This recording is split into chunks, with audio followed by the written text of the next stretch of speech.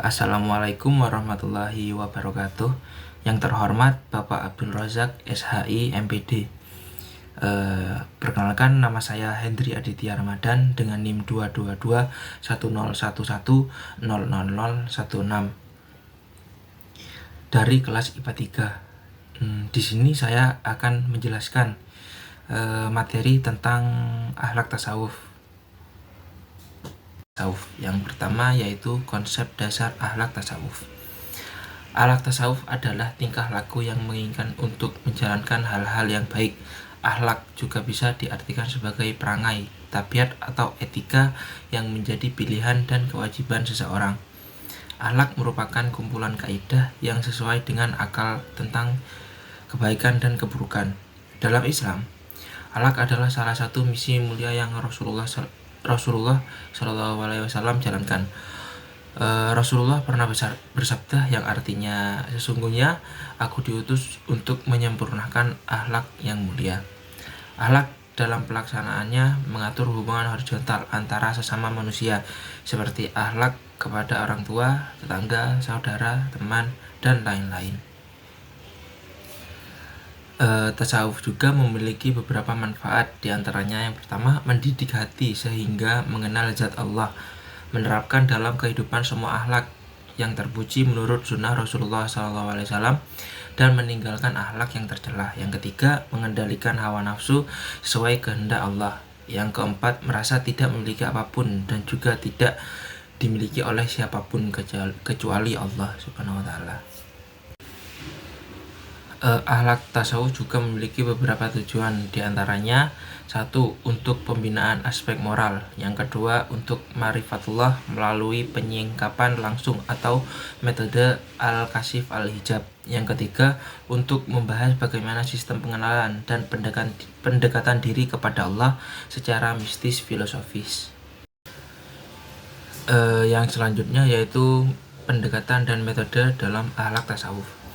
Tasawuf adalah upaya mendekatkan diri kepada Allah Subhanahu wa Ta'ala dengan kesadaran murni, dengan cara mempengaruhi jiwa secara tepat untuk melakukan berbagai latihan atau riadah, baik fisik maupun mental, dengan melakukan berbagai ibadah agar aspek uluhiyah dan spiritualnya mengungguli aspek dunianya atau hawa nafsu. Dalam dakwah Islam melalui ajaran tasawuf cukup mudah diterima oleh masyarakat karena ajarannya mementingkan pembinaan moral yang penuh dengan kelembutan, kepedulian kepada sesama makhluk, serta sesuai dengan kebutuhan jasmani, terutama rohani, sehingga menjadi solusi dari problem yang dihadapi manusia sekarang ini. Selanjutnya yaitu kedudukan atau posisi akhlak tasawuf dalam Islam. Tasawuf merupakan pusaka keagamaan terpenting bagi kaum muslimin yang bisa mengantarkannya untuk lebih dekat dengan Sang Khalik. Oleh karenanya, tasawuf dan Islam tidak dapat dipisahkan. Akhlak menempati posisi yang sangat penting dalam Islam, sehingga setiap aspek dari ajaran agama ini selalu berorientasi pada pembentukan dan pembinaan akhlak yang mulia yang disebut akhlakul karimah. Selanjutnya yaitu bagaimana hubungan akhlak tasawuf dengan ilmu yang lain. Salah satunya yaitu dengan ilmu jiwa, hubungan akhlak tasawuf dengan ilmu jiwa. Pembahasan tasawuf, terutama tasawuf amali, sangat erat kaitannya dengan pembahasan penyucian diri atau jiwa manusia. Dalam hal ini akan terlihat adanya hubungan antara jiwa dan raga manusia, di mana ketika seseorang melakukan proses penyucian jiwa melalui riadah, maka akan terjadi proses transformasi diri. Selanjutnya yaitu akhlak, etika, dan moral. Akhlak merupakan tingkah laku manusia berdasarkan pandangan agama. Etika merupakan tingkah laku manusia yang dihasilkan dari pola pikirnya, sedangkan moral merupakan nilai-nilai dan tingkah laku manusia yang ditunjukkan berdasarkan suatu tindakan. Materi selanjutnya yaitu prinsip-prinsip dan faktor-faktor pembentukan akhlak. Prinsip pembentukan akhlak dalam Islam. Akhlak merupakan suatu keadaan jiwa, Keadaan ini menyebabkan jiwa bertindak dengan mudah tanpa dipikir dan dipertimbangkan secara mendalam. Akhlak merupakan tingkah laku manusia yang bersifat konstan, spontan, tidak temporer, dan tidak memerlukan pemikiran dan perimbangan serta dorongan dari luar. Akhlak masih bersifat netral, belum menunjuk kepada baik atau buruk yang dilakukan oleh manusia. Ajaran akhlak dalam Islam sesuai dengan fitrah manusia.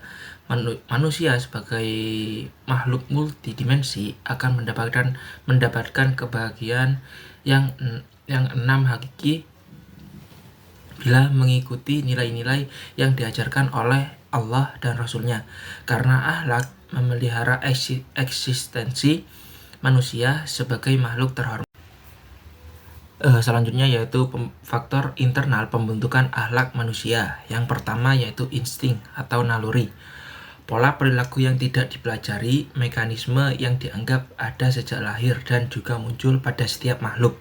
Yang kedua yaitu kehendak, yaitu faktor ini yang menggerakkan manusia untuk berbuat dengan sungguh-sungguh. Yang ketiga yaitu keturunan. Faktor ini secara langsung atau tidak langsung sangat memengaruhi bentukan sikap dan tingkah laku seseorang. Selanjutnya yaitu faktor eksternal pembentukan akhlak manusia. Yang pertama yaitu adat kebiasaan. Setiap tindakan dan perbuatan seseorang yang dilakukan secara berulang-ulang dalam bentuk yang sama sehingga menjadi kebiasaan.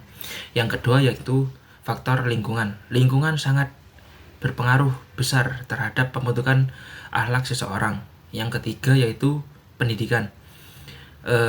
Pendidikan memiliki andil yang besar pengaruhnya dalam pembentukan akhlak manusia. Berbagai ilmu diperkenankan agar seseorang memahaminya dan melakukan sesuatu perubahan pada dirinya. Materi selanjutnya yaitu ragam perilaku akhlak. Yang pertama yaitu akhlak pribadi. Contoh akhlak pribadi yaitu 1. Memelihara kesucian dan kehormatan diri. Yang kedua qanaah atau menerima apa adanya pemberian dari Allah. Yang ketiga berdoa kepada Allah. Yang keempat sabar dengan ketentuan Allah. Yang kelima tawakal kepada Allah. Yang keenam rendah hati. Selanjutnya yaitu akhlak dalam keluarga. Kita diwajibkan berakhlak yang mulia kepada kedua orang tua kita dengan cara dengan berbagai cara. Yang pertama yaitu berbakti, mendoakan, menaati, mematuhi perintah dan larangan dari keduanya sepanjang tidak bertentangan dengan ajaran agama. Contohnya lagi yaitu menghormati keduanya, merendahkan diri, menyayangi dan mencintai kedua orang tua. Selanjutnya yaitu bagaimana akhlak kita terhadap masyarakat. Akhlak dalam bermasyarakat yaitu bertamu dan menerima tamu, menjaga hubungan baik dengan tetangga, adab dalam bergaul dengan lawan jenis dan ukhuwah Islamiyah. Sedangkan akhlak dalam berbangsa yaitu musyawarah, menegakkan keadilan, amar ma'ruf, nahi mungkar, serta hubungan pemimpin dengan yang dipimpin.